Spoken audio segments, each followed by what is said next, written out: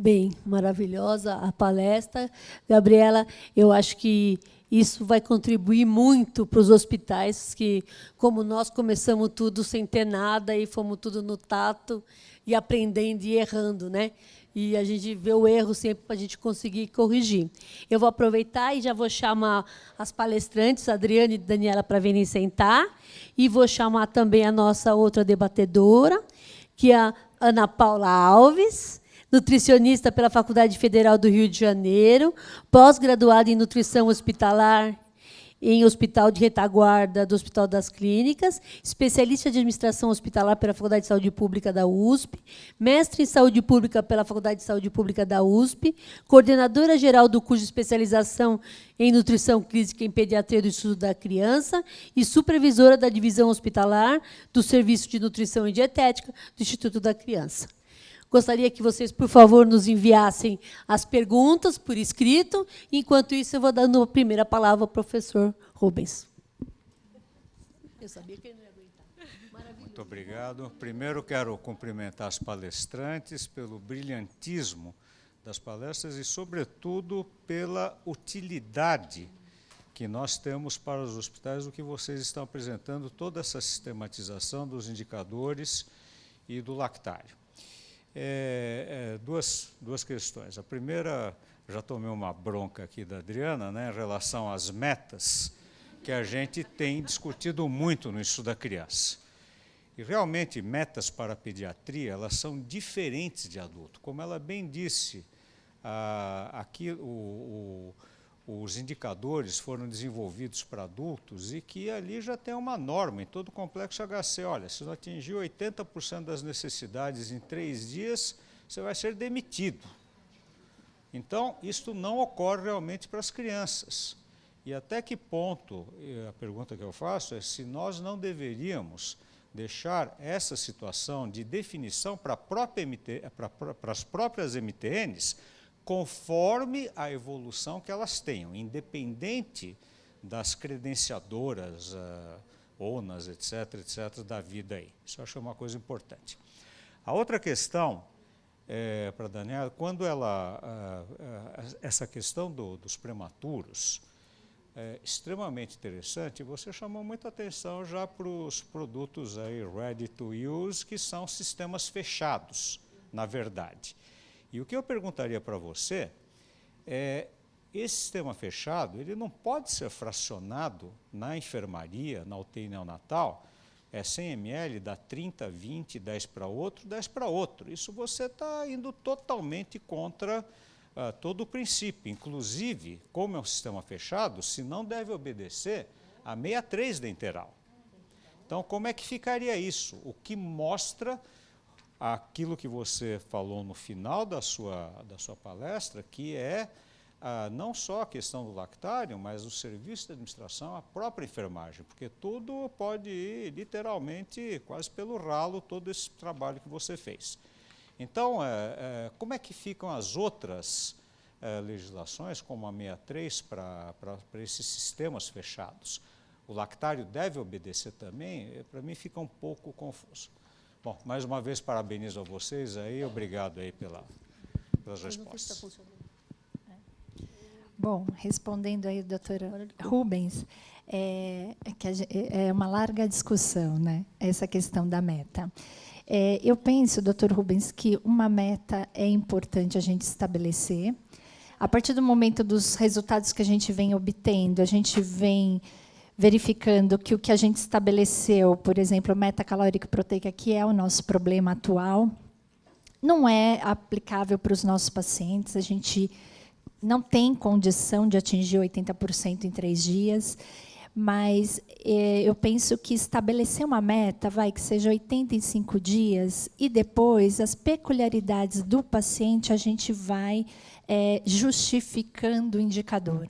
Mas é importante a gente ter um norte. Quando se trabalha em grupo, com unidades completamente diferentes, nós temos unidade oncológica, unidade de neonatologia, clínica geral, e isso a gente já está estratificando os indicadores, desmembrando essas clínicas que apresentam características completamente diferentes, os pacientes, mas é importante a gente ter um norte.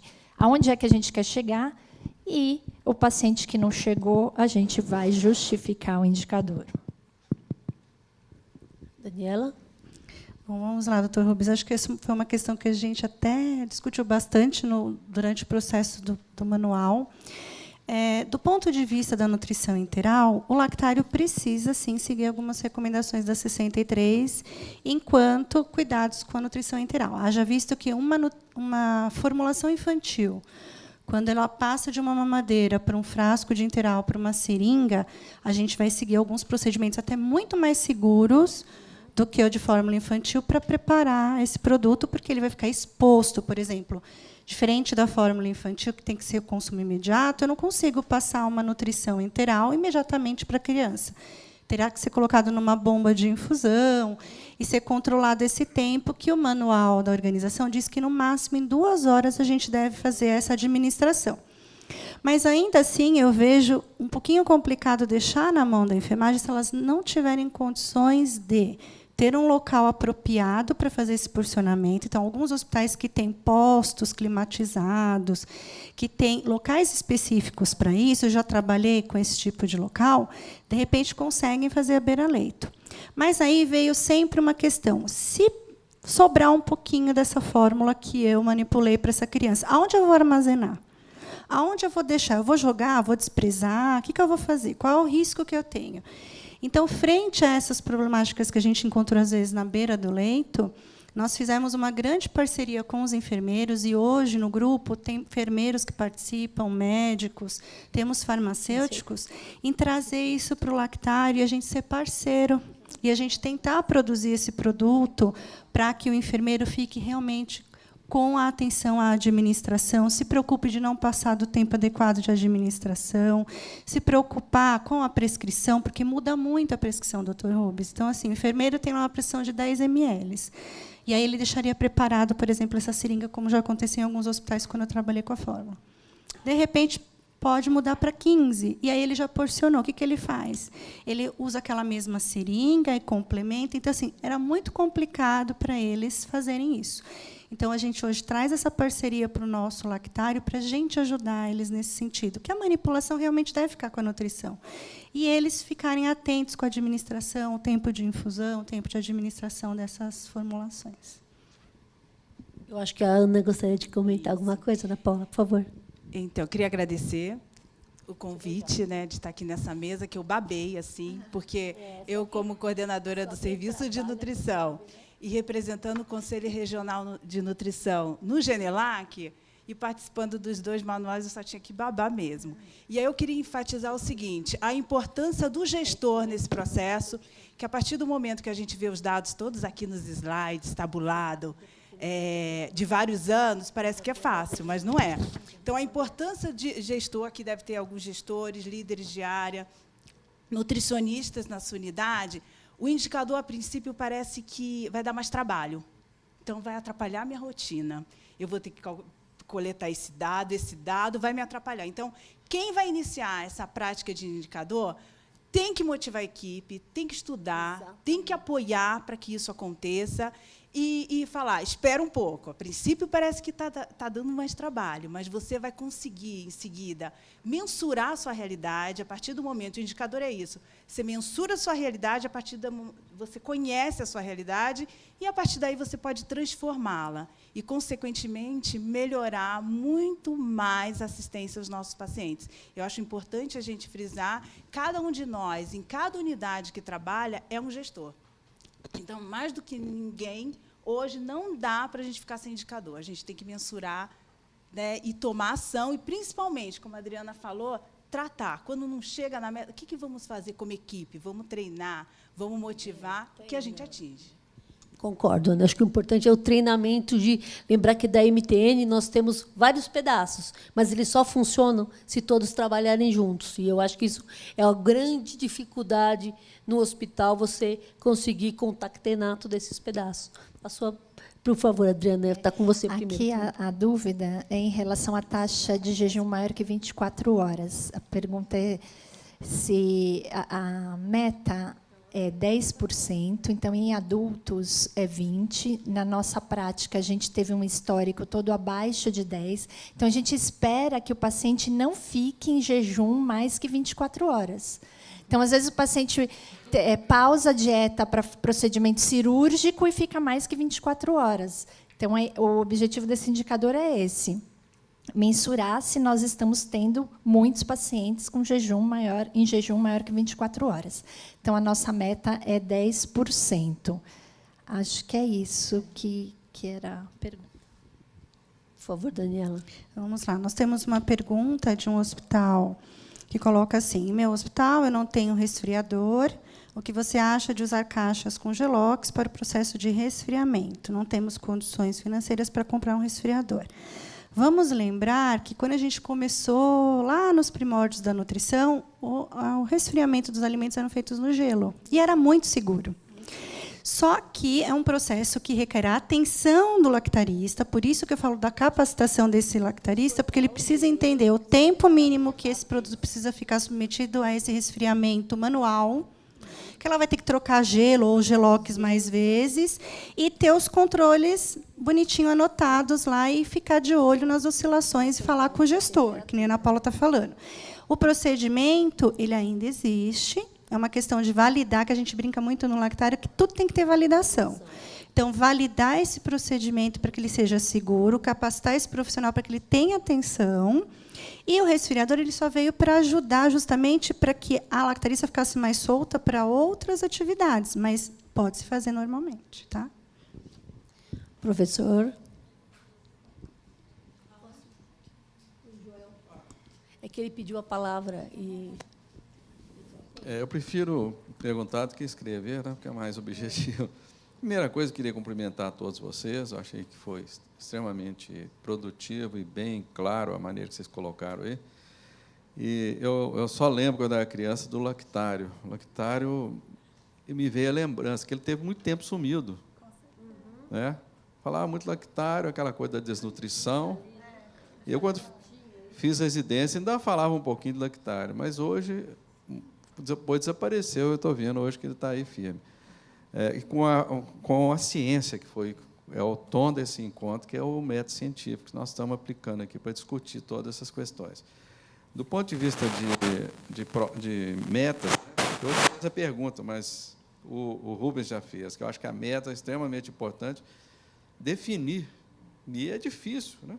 A gente vê que é difícil, essa é uma diferença muito grande do adulto. Falar que os clínicos falavam, não, a criança é adulta em miniatura, eu pego um comprimido, divido em 3, 4 pedaços, é raciocínio que se faz, e eu acredito que aqui é a mesma coisa que o pessoal pensa.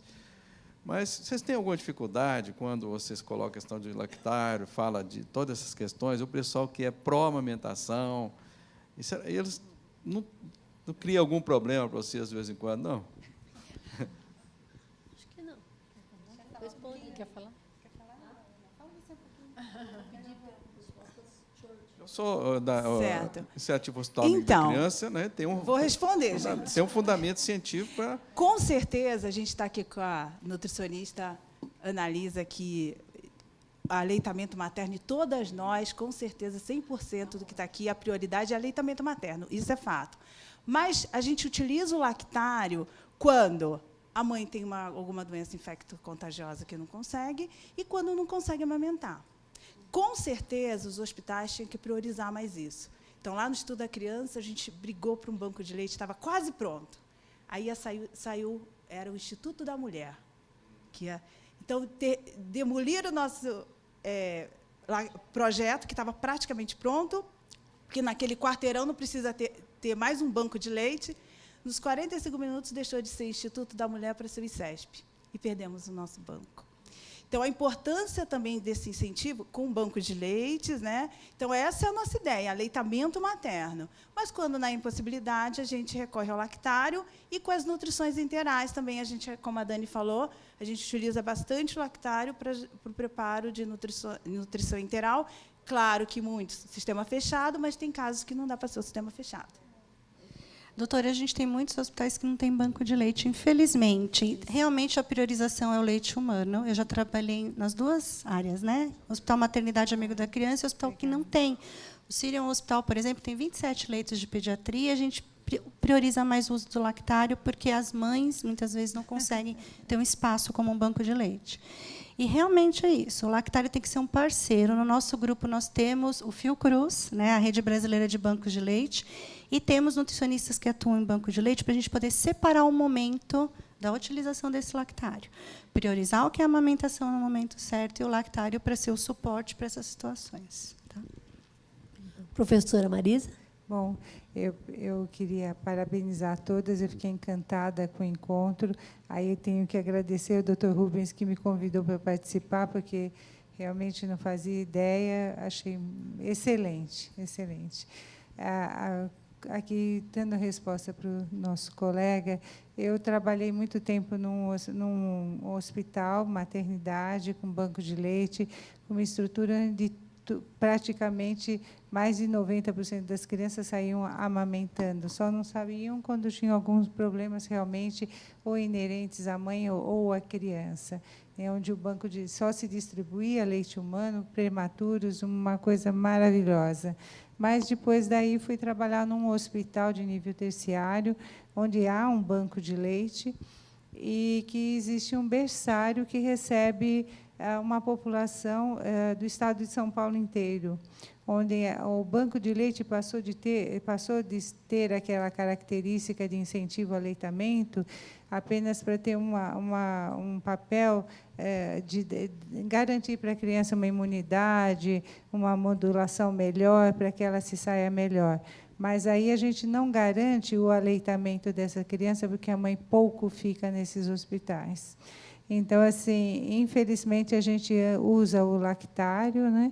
Aí eu que era assim um pouco xiita, muito, vou dizer até muito assim com as fórmulas, mudei muito a minha visão, porque nessa necessidade a gente acabou tendo que lançar a mão. O banco de leite ajuda bastante no início, mas não consegue manter leite humano até a alta da criança, porque normalmente são crianças de termos, com processos cirúrgicos, aparelhos digestivos, neurológicos, gravíssimas, né?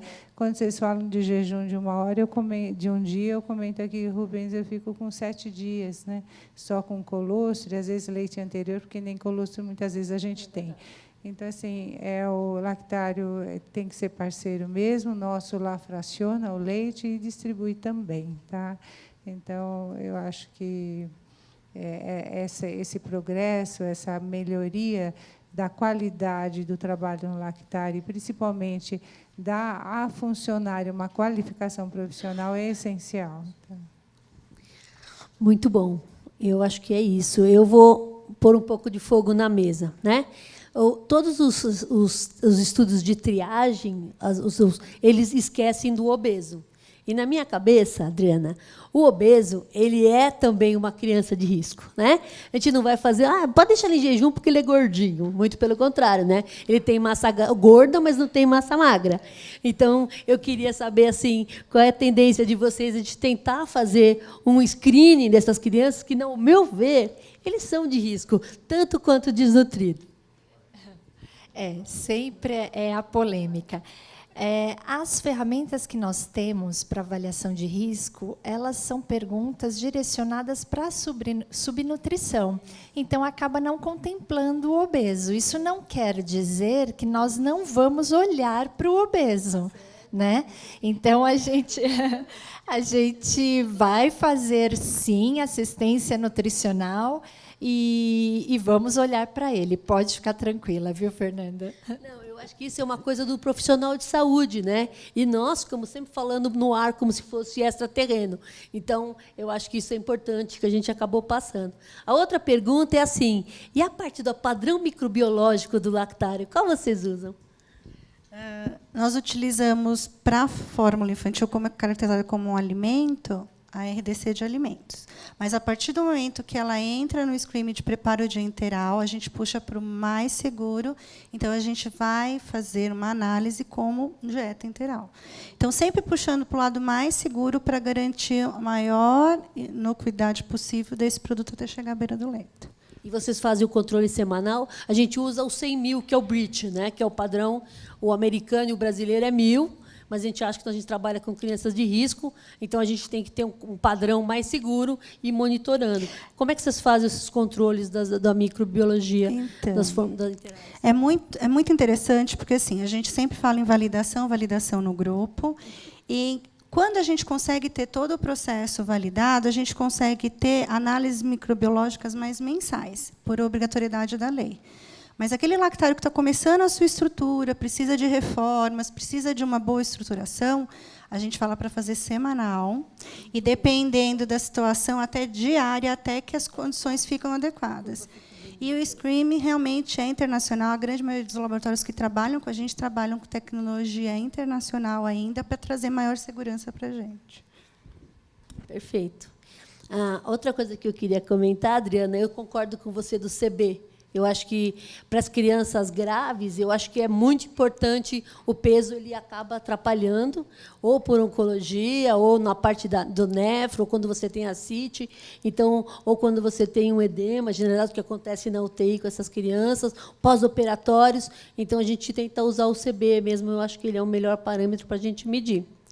E a última coisa que eu queria cutucar, não sei, o que vocês acham de a gente começar a pensar em fazer índices específicos? Por exemplo, eu acho que, por exemplo, não quero dizer que a UTI atrapalha, né? Mas, por exemplo, é diferente você ter índices de uma UTI e você ter índices de uma enfermaria. É lógico que a gente trabalha em hospital quaternário, a gente não trabalha em terciário, é quaternário. Então, você não tem coisa simples, é bem complexo.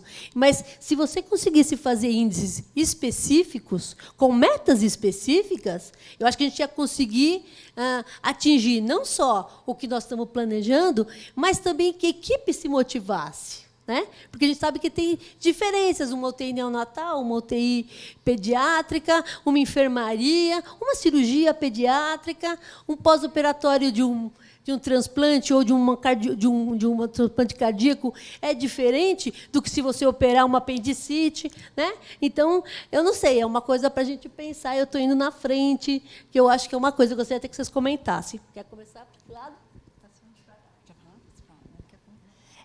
Isso é uma coisa que, na prática, a gente sentiu mesmo. Tanto que a gente estratificou um grande número de indicadores em recém-nascidos, oncológicos e geral, exatamente por conta disso, porque são características completamente diferentes. Agora, a gente trabalha metas diferentes, a gente ainda está discutindo. Eu acho que é um ponto também para a gente pensar.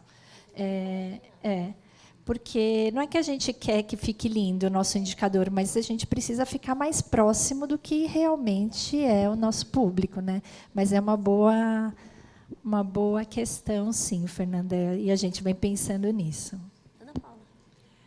A gente vivencia, a gente tem reuniões de análise crítica mensais, né? As nutricionistas, em cada unidade, ela discute com a equipe multi o seu indicador da sua unidade. Mensalmente, a gente tem indicador com todas as supervisoras, para todas conhecerem, e, a partir dessas discussões, a gente verificou isso que a Adriana falou. Então, o NEL tem que tirar desse geral. Então, vamos ter que fazer um NEL. A onco, olha, a onco está bem diferente do geral. Vamos separar para poder analisar melhor cada indicador. E esses indicadores são também discutidos com a diretoria executiva e MTN. Então, todo mundo conhece os indicadores, quais que não estão adequados, que precisa fazer plano de ação, e isso é divulgado também. Então, a gente está nesse caminho. Eu acho que o próximo vai ser de UTI.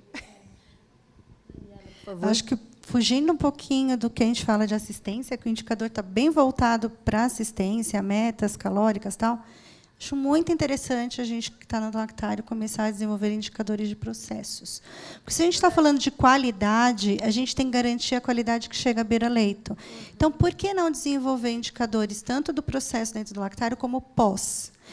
Realmente, o produto chegou seguro até o leito? Chegou com a qualidade microbiológica necessária e com a qualidade nutricional que era prevista pelo médico na prescrição? E a gente conseguir ver se esse paralelo entre a prescrição, o apoio e a assistência estão bem relacionados. Então, é um grande desafio para os nutricionistas que estão aqui, que possam participar do nosso grupo, da gente começar a desenvolver indicadores de processos também. Bem, a conversa está muito boa, a gente ficaria horas falando aqui, mas nós temos que terminar. Eu queria agradecer ao enorme prazer de estar aqui nessa manhã, foi muito produtivo. Essa mesa é uma mesa muito difícil, eu acho que nesses últimos... não posso falar muito, que é muito tempo, né, Rubens? Vamos falar. Eu acho que é a primeira vez que a gente leva esses assuntos numa mesa para poder discutir, e é um problema real e que a gente passa sofrendo sozinho, cada um no canto, antes do Genelac. Então, eu tenho que parabenizar vocês, parabenizar a Ilse e o professor Rubens de ter pego essa ideia e levado embora. Muito obrigada a todos. Bom dia. Bom, queria agradecer a presença de todos, agradecer a doutora Fernanda, a doutora Daniela, a Adriana e a Ana Paula. Muito obrigada pela participação de vocês. Queria agradecer imensamente, em nome do Ilse, da nossa força-tarefa, do doutor Rubens, que está fazendo com que a gente tenha bastante coisa realmente para informar e para passar para vocês. E agradecer realmente a presença de vocês, que sem vocês, o nosso evento não acontece, né? Então, muito obrigada. E obrigada a Kátia, nossa representante da Força Tarefa aqui, e a todo mundo que veio assistir. Tá, gente? Muito obrigada. Boa tarde para vocês. Ótimo final de semana.